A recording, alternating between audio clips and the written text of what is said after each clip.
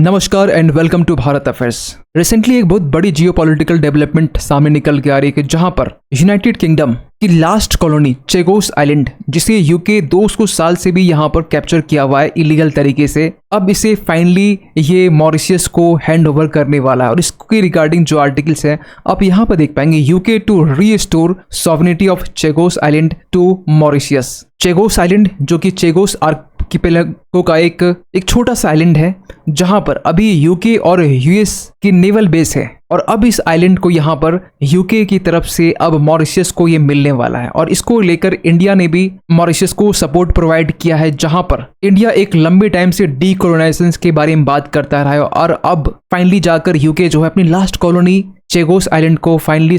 जो मॉरिशस है इसे हैंड ओवर करने वाला है। और इस पर आप देखेंगे यूनाइटेड नेशंस की जो आर्टिकल्स है यहाँ पर पब्लिश किए जा रहे हैं, सेम आर्टिकल्स जहां पर चेगोस आइलैंड के बारे में लिखा गया है यूके लास्ट अफ्रीकन कॉलोनी। आपको बता दें कि जो मॉरिशस है, जो छोटा सा आप यहाँ पर आइलैंड देख पाएंगे, जो कि एक अफ्रीकन कॉन्टिनेंट का ही हिस्सा है अनफॉर्चुनेटली, क्योंकि ये अफ्रीकन कॉन्टिनेंट के इतने करीब है कि ये से अफ्रीकन कॉन्टिनेंट में ही काउंट किया जाता है, और इसी का एक पार्ट है चेगोस आइलैंड। और अब ये जो है फाइनली मॉरिशस को रिटर्न मिलने वाला है, और इसको लेकर इंडिया ने भी वेलकम कहा है कि यूके मॉरिशस की जो डील हुई है इसको लेकर, और ये डील आज की नहीं है, ये दशकों पुरानी डील है। एक फाइट है मॉरिशस की तरफ से इंटरनेशनल कोर्ट ऑफ जस्टिस में, जहां पर यूके 2019 में जजमेंट आया हुआ आईसीजे के बाद में 5 साल के बाद में चेगोस आइलैंड को फाइनली मॉरिशस को देने वाला है। और इस पर मॉरिशस के जो प्राइम मिनिस्टर है, जिनका नाम प्रविंद जुगनाथ है, इन्होंने भी यहाँ पर इंडिया को थैंक्स कहा है और कहा ये है कि आप ही के हेल्प से यहाँ पर जो हमारा जो आइलैंड है ये मॉरिशस के पास में मिल सका है। सो पहले यहाँ पर ये समझते हैं कि चेगोस आइलैंड जो कि हिंद महासागर के बीचों बीच में है, और ये जो आइलैंड है ये एक चेगोस आर्किपेलागो का ये पार्ट है। चेगोस आर्किपेलागो मतलब यहाँ पर ये कह सकते हैं कि एक ऐसा ग्रुप ऑफ आइलैंड जहां पर टोटल 58 आइलैंड्स है, उनमें से एक आइलैंड चेगोस आइलैंड है। और टोटल जो चेगोस आर्किपेलागो है इनका जो एरियाज है 660 स्क्वायर किलोमीटर का ये जो इनका एरिया है ये फैला हुआ है, जहां मॉरिशस से जो इसकी दूरी है आप करीब करीब मान के चल सकते हैं 2200 किलोमीटर की है नॉर्थ ईस्ट में। वहीं पर तिरुवनंतपुरम की बात करें, इंडिया की बात करें, तो यहाँ से लगभग 1700 किलोमीटर जो है साउथ वेस्ट में आपको देखने को मिल जाएगा। और चेगोस आइलैंड में जो लोग रहते हैं, जो पॉपुलेशन है, बिल्कुल यहाँ पर 3000 के आसपास में पॉपुलेशन है, उनमें से भी 95% या अप्रॉक्स 96% मान के चलिए ये जो है ये ब्रिटिश अमेरिकन है, और बाकी जो है 4.12% ये अदर्स में आते हैं। और जो लोग यहाँ पे रहते हैं इन्हें चेगोशियन कहा जाता है, और अब तक की इनकी जो टेरिटरी है वो मानी जाती है ब्रिटिश इंडियन ओशन टेरिटरी, से आप शॉर्ट में BIOT भी कहते हैं। और इस चेगोस आइलैंड में यहाँ पर जो मॉरिशस को हैंड ओवर करने की बात की जा रही है, उनमें से यहाँ पर डिएगो गार्सिया जो कि चेगोस आर्किपेलागो का ही एक छोटा आइलैंड है, इसे भी यहाँ पर हैंड ओवर करने की बात की जा रही है। डिएगो गार्सिया जहां पर यह माना जाता है कि यूके का यूएस का यहाँ पर नेवल बेस है, यूएस यहाँ पर न्यूक्लियर सबमरीन डिप्लॉय कर रखा है, न्यूक्लियर वेपन्स यहाँ पर डिप्लॉय कर रखा है, और यहाँ से डायरेक्टली जो है मॉनिटर कर सकता है यहाँ पर जो स्टेट ऑफ मलक्का है, या फिर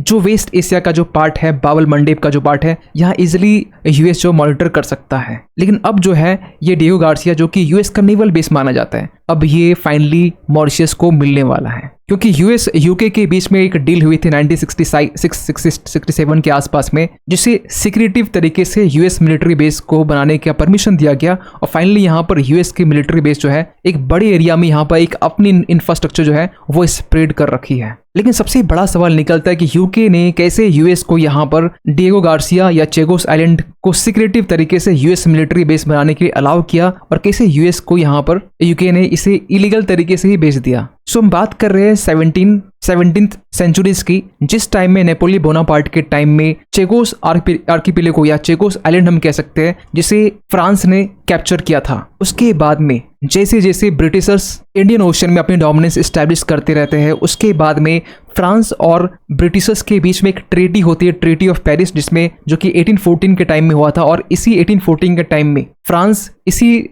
आर्किपेलागो को ये ब्रिटिश को हैंड ओवर कर देती है। आपको बता दें कि 1814 से पहले जब ये ब्रिटिशर्स के पास में थी, उस वक्त ब्रिटिशर्स ने इंडिया से और अफ्रीका से स्लेव लेबर को लाकर यहाँ पर प्लांटेशंस के कामों में यहाँ पर लगाया, और ये एक पहले से एक अनइनहैबिटेड लैंड था, जिसे फ्रेंच ने 1814 तक में भारत से और अफ्रीका से जितने भी एक स्लेव लेबर है, यहाँ पर नंबर्स ऑफ स्लेव लेबर को यहाँ पर इस आइलैंड में एस्टैब्लिश किया। और फाइनली टाइम आता है 1965 का, जिस टाइम में जब यूके के पास में कोई सेकंड ऑप्शन नहीं था, क्योंकि 1965 के टाइम आते आते जब पूरी दुनिया डीकोलोनाइजेशन की तरफ आगे बढ़ रही थी, उसी वक्त मॉरिशस से भी एक डिमांड उठती है डीकोलोनाइजेशन की। और यूके इस मोमेंट पर क्या करता है कि अपने चेगोस आर्किपेलागो को मेन मॉरिशस का जो लैंड पार्ट है इससे अलग करके ब्रिटिश इंडियन ओशन टेरिटरी के नाम से इसे रख देता है, जिसे BIOT कहते हैं। और इस डिटेचमेंट के लिए यूके जो है मॉरिशस को 3 मिलियन पाउंड यहाँ पर पे भी करता है। और इसके जस्ट 3 साल के बाद में 1968 के टाइम में जो मॉरिशस है, जो 1968 में ये इंडिपेंडेंट होता है, उसके बाद से लेकर अब तक यहाँ पर कंप्लीटली यूके के हाथ में है। लेकिन इसी बीच में 1967 से 73 के बीच में चेगोस आइलैंड में जो लोग यहाँ पर रहते थे, जो स्लेव लेबर जो इंडिया से लाए गए थे, अफ्रीका से लाए गए थे, इनके ऊपर अत्याचार होता है। इन्हें फोर्सफुली यहाँ पर छोड़ने के लिए कहा जाता है। क्यों? ताकि यहाँ पर यूएस को अपने मिलिट्री बेस बनाने का एक ऑप्शन मिल सके, अपने नेवल बेस बनाने का एक मौका मिल सके। जिसे ह्यूमन राइट वॉच ने भी ये कहा था कि ये एक फोर्सिबल डिस्प्लेसमेंट है, और इन्हें कहा था अपेलिंग कॉलोनियल क्राइम, और इसे क्राइम अगेंस्ट ह्यूमैनिटी, ये 2 वर्ड के नाम से इसे बोला गया। लेकिन तब से लेकर अब तक इंडिया ने भी मॉरिशस को सपोर्ट प्रोवाइड किया और ये अश्योरिटी दी है कि मॉरिशस की कंप्लीट सॉवरेनिटी के लिए जो चेगोस आर्किपेलागो है, जो आज के टाइम में यूके के पास में था, इसके डीकोलोनाइजेशन के लिए इंडिया जो है कंटिन्यू यहाँ पर मॉरिशस को सपोर्ट प्रोवाइड करता रहेगा। और फाइनली टाइम आता है 2019 के टाइम में, जब ये जो पूरा मामला है इंटरनेशनल कोर्ट ऑफ जस्टिस के पास पहुंचता है, और आईसीजे ने यहाँ पर फाइनली अपने जजमेंट में ये कहा कि ये जो आइलैंड है ना, ये एक इलीगल है, और जितना जल्दी हो सके यूके जो है इसे मॉरिशस को रिटर्न करे। लेकिन 2019 से लेकर 2024 तक, मतलब कि 5 साल तक यूके मॉरिशस को ये जो आइलैंड है, ये जो आर्किपेलागो है, हैंड ओवर नहीं करता। लेकिन फाइनली 2024 अक्टूबर की बात करें, आज की बात करें, अब ये डिसाइड हो चुका है कि आईसीजे का ये जो जजमेंट है, इसी को यहाँ पर फॉलो करते हुए यूके अब यहाँ पर जो चेगोस आइलैंड है ये मॉरिशस को देने वाला है। लेकिन सबसे बड़ी बात यहाँ पर क्या है कि यूके यहाँ पर क्यों मॉरिशस को दे रहा है? क्या आईसीजे की प्रेशर के कारण, कि या यहाँ पर इंडिया की जो डिप्लोमेसी है वो काम कर रही है? देखिए, इंडिया एक लंबे टाइम से डीकोलोनाइजेशन के बारे में बात करता रहा है कि कंप्लीट डीकोलोनाइजेशन होनी चाहिए मॉरिशस के लिए, और एक आवाज उठाता भी रहा है, एक सपोर्ट प्रोवाइड करता रहा है। लेकिन अगर यूके तैयार हुआ है मॉरिशस को ये आइलैंड देने के लिए, तो इसके पीछे वेरियस सोर्सेस ये कहते हैं कि इंडिया का एक क्रिटिकल रोल यहाँ पर हो सकता है, क्योंकि यहाँ पर इंडिया ने ये कहा है कि इस पूरे आर्किपेलागो को मॉरिशस को सौंपने के लिए यहाँ पर एक जो समस्या आ सकती है वो है यूके और यूएस, जो आज के टाइम में मिलिट्री प्रेजेंस यहाँ माना जाता है, उसका फिर क्या होगा? उसके लिए यहाँ पर इंडिया ने ये कहा कि आप एक काम करो, 99 ईयर्स के लिए लीज में ले लो, और इसके बाद में यूके तैयार हो जाता है कि जो चेगोस आइलैंड है ये फाइनली मॉरिशस को यहाँ पर सौंप दिया जाए। लेकिन ये इतना आसान नहीं है लीज में देना यूके और यूएस को, जो आज के टाइम मिलिट्री बेस बनाए हुए हैं, और एक पहले का टाइम जब ये कंप्लीटली यूके के अंडर में था। लेकिन जब हम लीज की बात करते हैं तो 99 ईयर्स की लीज के बारे में बात कर रहे, जहां पर ये कहा जा रहा है कि यूएस जो है, जिसकी नेवल बेस यहाँ प्रेजेंस है, वो अब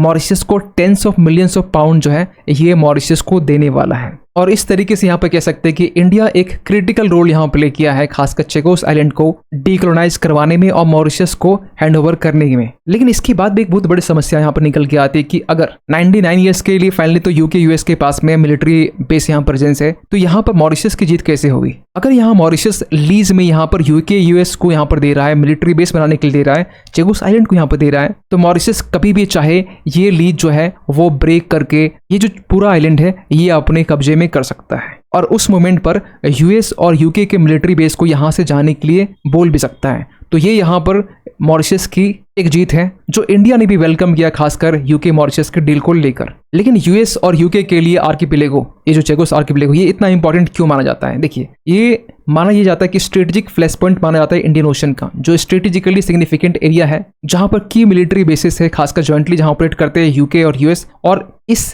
आइलैंड से इजिली मॉनिटर किया जा सकता है, मलक्का स्ट्रेट की बात हो या फिर जो इसेंशियल ग्लोबल ट्रेड रूट जो है, इसको इजिली यहाँ पर मॉनिटर किया जा सकता है। और इसी आइलैंड को यहाँ पर यूएस यूके ने 1966 के टाइम में डिफेंस नीड्स को देखते हुए दोनों ने साइन की थी, और इसके बाद में 1967 में यूएस ने इसे पूरा एक्वायर किया, और यहाँ पर जो प्लांटेशन होता था डियोगो गार्सिया में, इसे कंप्लीटली शट डाउन कर दिया गया 1971 के टाइम में। लेकिन यूएस को यहाँ पर एक डर है, यूएस को डर यहाँ पर यह कि अगर चेगोस आइलैंड को लेकर रिसेंटली जो डील हुई है, इससे चाइना को एक बूस्ट मिल सकता है, और ये इंडिया के लिए कहीं ना कहीं कंसर्न बन सकता है, क्योंकि इंडिया ने रिसेंटली मॉरिशस के साथ में एक सीक्रेट मिलिट्री बेस बनाने की जो बात है, वेरियस रिपोर्ट सामने निकल के आती है कि हाँ, इंडिया जो है अगलेगा आइलैंड अगर आप इसकी लोकेशन देखना चाहेंगे तो आप जस्ट ये मॉरिशियस और जो चेगोस आर्किपेलेगो है इसके बीचों बीच आपको देखने को मिलेगा, जहां पर इंडिया अब तक का सबसे बड़ा नेवल बेस जो है वो बना रहा है। और रिसेंटली यहीं पर एयर स्ट्रिप और जेटी इनको यहाँ पे इनॉग्रेट किया गया था पीएम मोदी की तरफ से। सो यहाँ पर चाइना का प्रेजेंस अब यहाँ पर बढ़ सकता है। अगर यहाँ पर यूएस की जो मिलिट्री बेस है 99 ईयर्स के लिए लीज में है, तो ये कहीं ना कहीं चाइना को एक बूस्टअप प्रोवाइड करता है कि यस, चाइना यहाँ पर अब मॉरिशस के साथ में फ्रेंडशिप करना चाहेगा। खैर, आप क्या मानते हैं पूरी इस अपडेट को लेकर कमेंट कीजिएगा। और जाते जाते एक क्वेश्चन आप सभी के लिए कि हाल ही में यहाँ पर एक कॉन्फ्रेंस जिनका नाम है इंडियाज मैरीटाइम डीकार्बोनाइजेशन, ये कहाँ पर रिसेंटली आयोजित किया गया था? आपके पास में ऑप्शन है बेंगलुरु, न्यू दिल्ली, हैदराबाद या फिर चेन्नई। सही आंसर कीजिए कमेंट सेक्शन पे। मिलते किसी अगले वीडियो में, तब तक के लिए थैंक यू सो मच।